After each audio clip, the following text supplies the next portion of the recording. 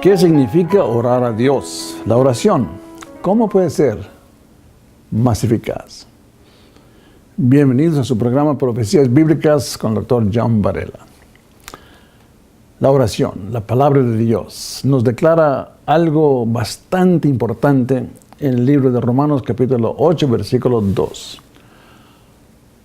Porque la ley del Espíritu da vida en Cristo Jesús, que me ha librado de la ley del pecado y de la muerte.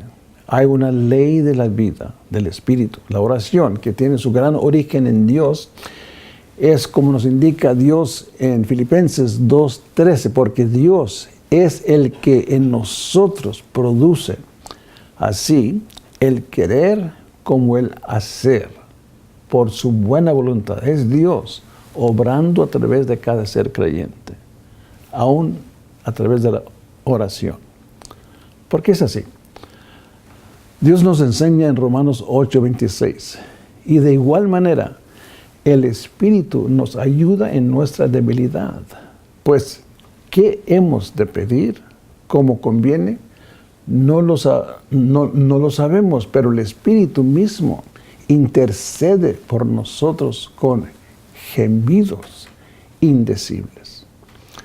Toda obra del creyente se comienza y se termina con el Espíritu de Dios, que ha hecho su morada en uno cuando uno nació de nuevo en Cristo Jesús. Esto, amigo, es el ancla de la oración. Muchos en este país están buscando, con la pregunta hecha por uno de los hombres del grupo de la mayoría moral, en relación a si Dios escucha las oraciones de los judíos o no.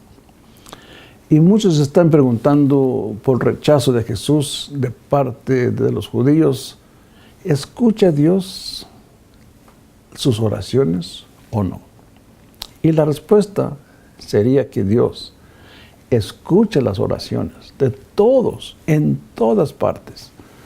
Hay un versículo en los Salmos que dice: tú oyes la oración, a ti vendrá toda carne. Salmos 65, versículo 2.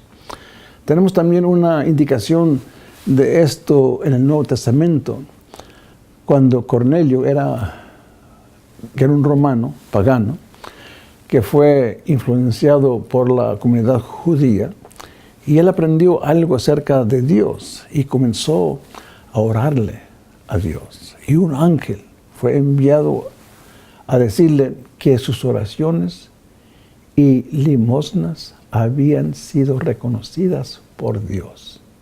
El ángel fue enviado a guiarle a una verdad profunda. Hechos, capítulo 10, versículo 4. Así que hay mucha evidencia en la palabra de Dios que Dios claramente escucha todas las oraciones. De hecho, aprendemos que Dios mismo inicia la oración. Aún personas ateas oran a veces. Un viejo capitán marino comenzó una vez acerca de las tormentas que él había pasado, y dijo acerca de una tormenta terrible en particular. Y Dios escuchó de muchos extraños aquella noche.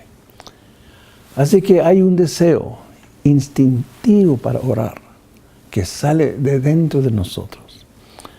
En estudiar la oración, veremos a la tremenda relación que los creyentes, nacidos de nuevo en Cristo, tienen con Dios.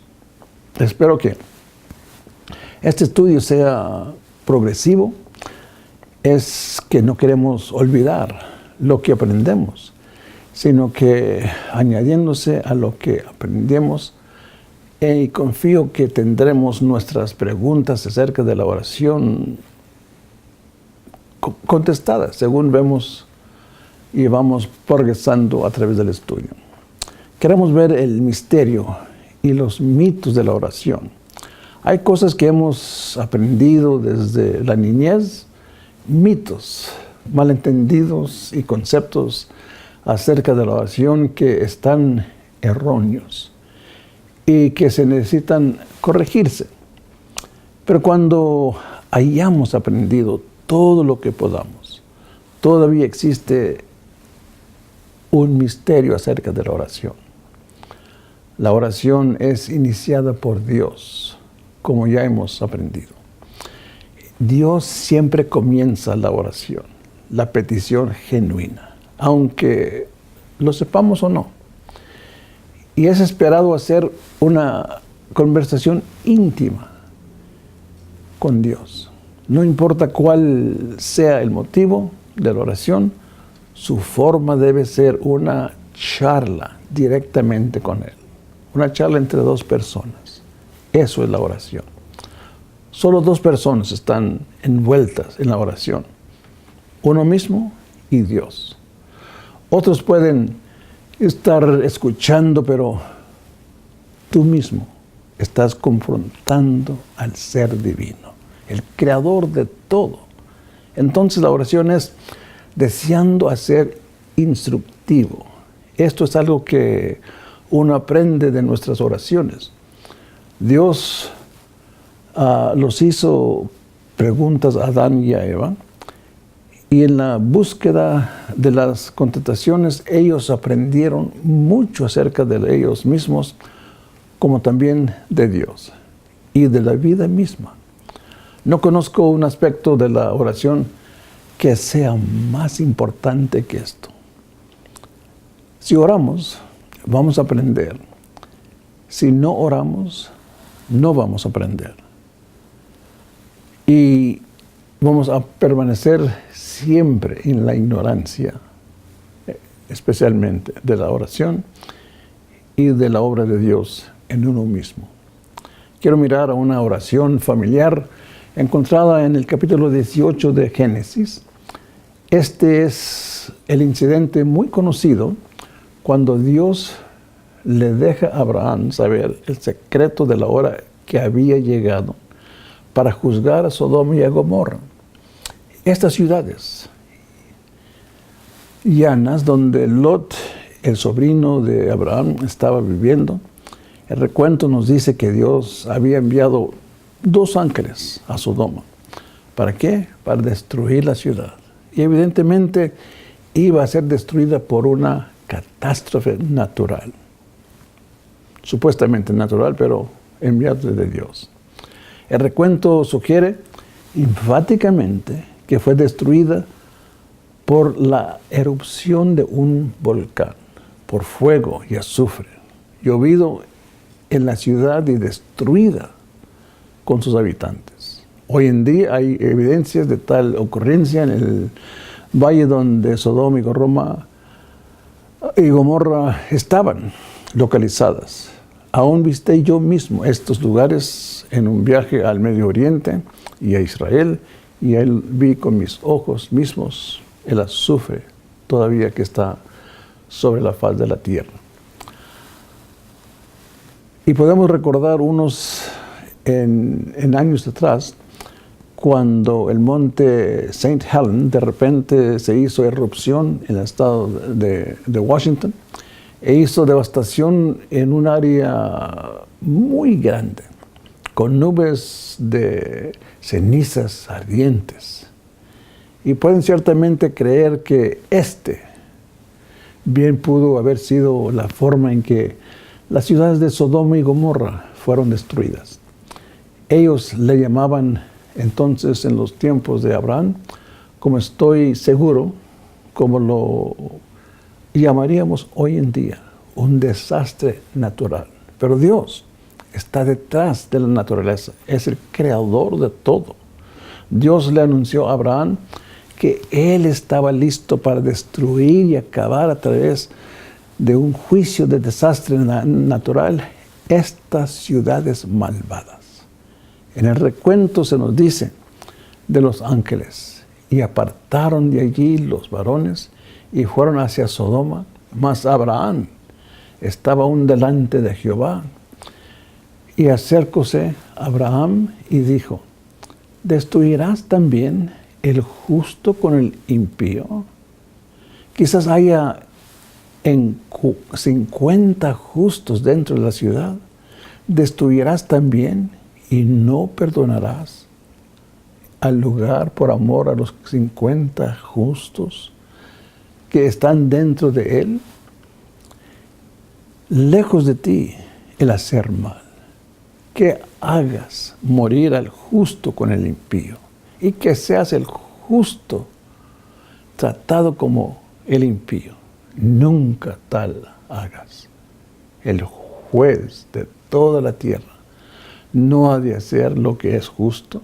Entonces respondió Jehová: si hallare en Sodoma 50 justos dentro de la ciudad, perdonaré a todo este lugar por amor de ellos, por amor de los justos, los 50 justos.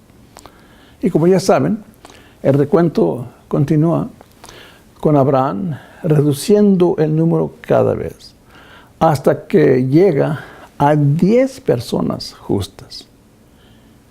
He escuchado mensajes acerca de este incidente que sugiere que está en la forma de orar, determinado que uno desea lo que Dios haga y después venir delante de Él, agarrándose de Él y no dejarlo ir hasta que Él cede a lo que uno le peticionó. Es una forma de incluir a Dios a hacer algo. Amigo, eso no es oración.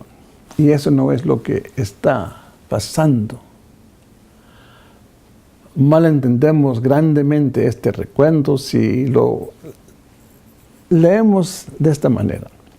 Debemos recordar que a través de todas las Escrituras aprendemos que el Espíritu de Dios, quien le motivó a Abraham a interceder por la ciudad, y especialmente por los justos que se encontraban allí, todos estos recuentos, todos bíblicos, donde creyentes le han influenciado a Dios, debe entenderse en este contexto, que es Dios mismo quien los ha motivado, que es Dios orando a Dios a través de la agencia del ser humano, del ser creyente. Esto es lo que se nos dice claramente en el libro de Romanos.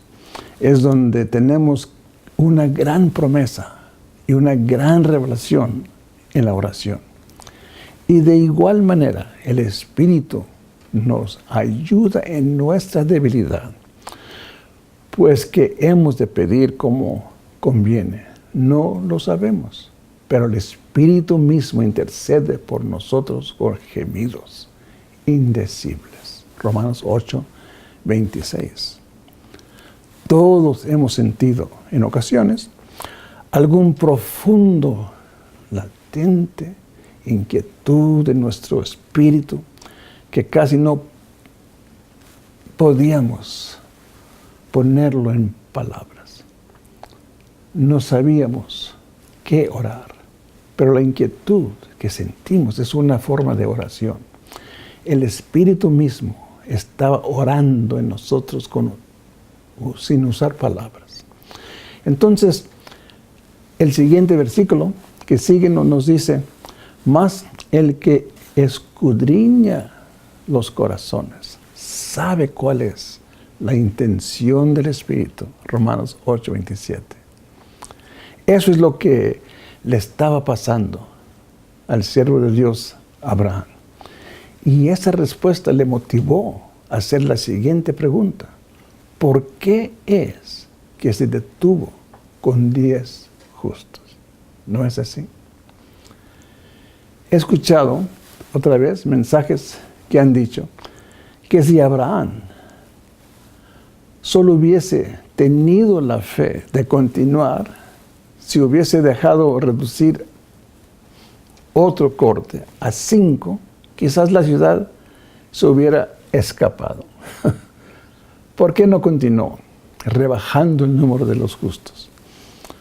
Bueno, la respuesta es porque el Espíritu de Dios que estaba morando en Abraham no continuó. No es que Abraham no continuó, el Espíritu en Abraham no continuó. Fue la voluntad de Dios destruir estas ciudades malvadas. Esas personas impíos negaron al lugar donde sus debilidades y sus resistencias a la verdad de Dios, a la misericordia de Dios, merecieron este juicio de Dios. No sabemos cuánta exposición de la verdad habían tenido antes, pero seguramente con Abraham tuvo contacto con ellos en la ciudad de Sodoma, y él conocía al rey, y él les había rescatado a los habitantes de esa ciudad de una invasión previamente. Él sin duda ya había hablado del Dios que él adoraba. Y Lot vivía en la ciudad. Él debió haberles dicho algo, pero había resistencia a sus palabras. Al fin de todo, los habitantes de Sodoma recibieron el juicio de Dios por sus perversiones. El juicio de Dios jamás es intencionado para la aniquilación. Primera de Juan, capítulo 3. El deseo de Dios es: para esto apareció el Hijo de Dios, para deshacer las obras del diablo.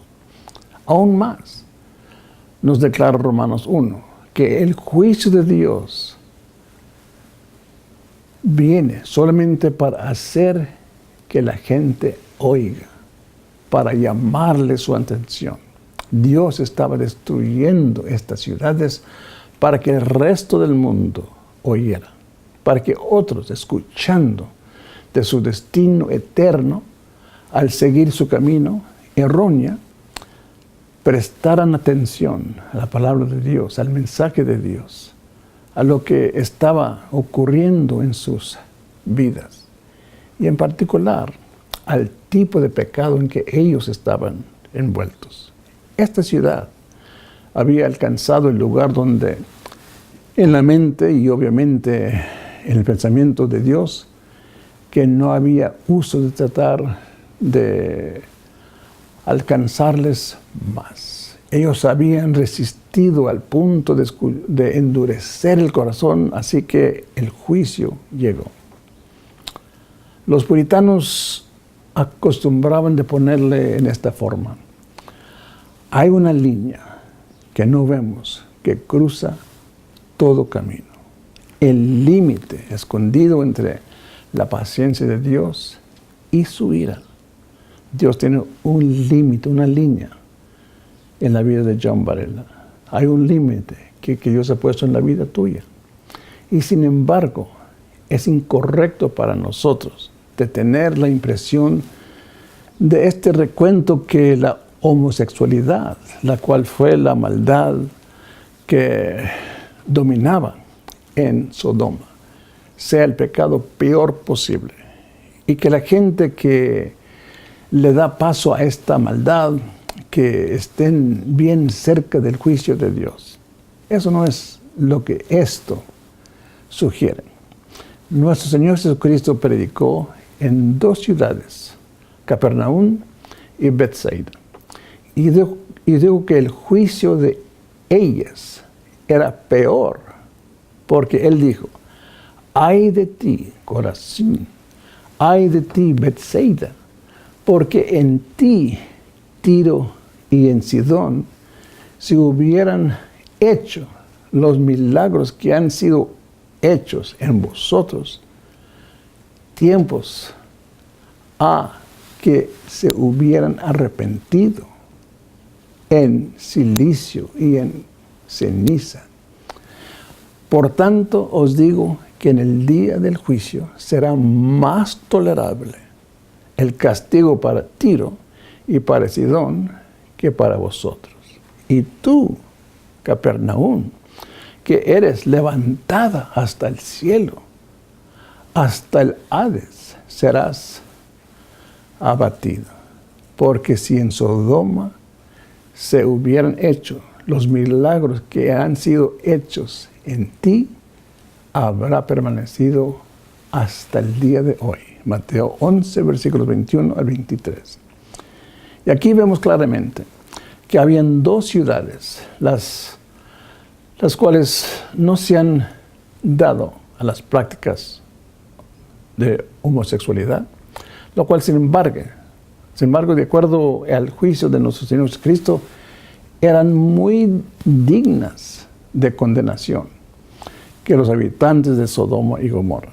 Así que no es la naturaleza de su pecado que les estaba trayendo el juicio, sino la persistencia de continuar en esa maldad, sin arrepentimiento y sin rechazo de reconocer lo que Dios les estaba diciendo acerca de lo que su pecado les estaba haciendo.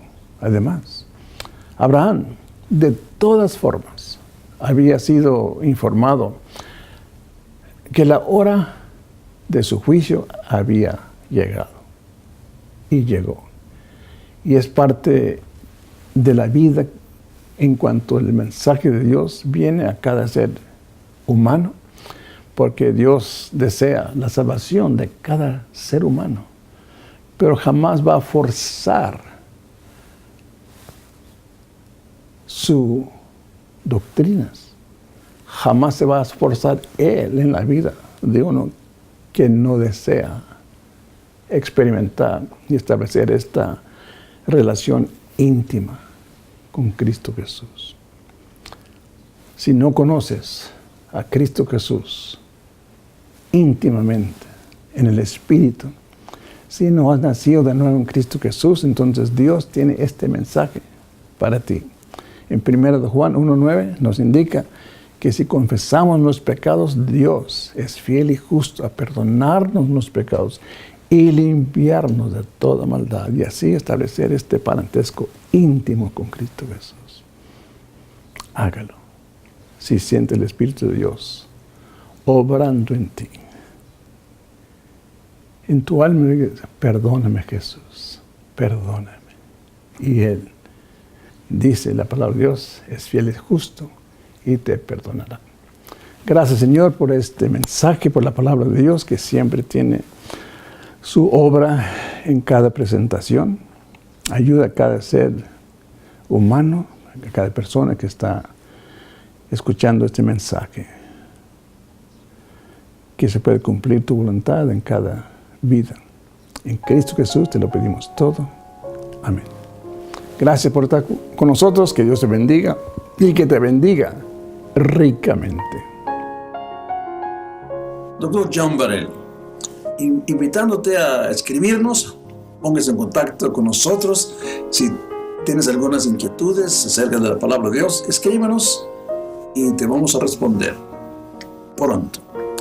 Tenemos una revista que imprimimos cada mes. Si lo quieres recibir, escríbanos a Today, the Bible and You, P.O. Box 1722 1722, Broken Arrow, Oklahoma 74013.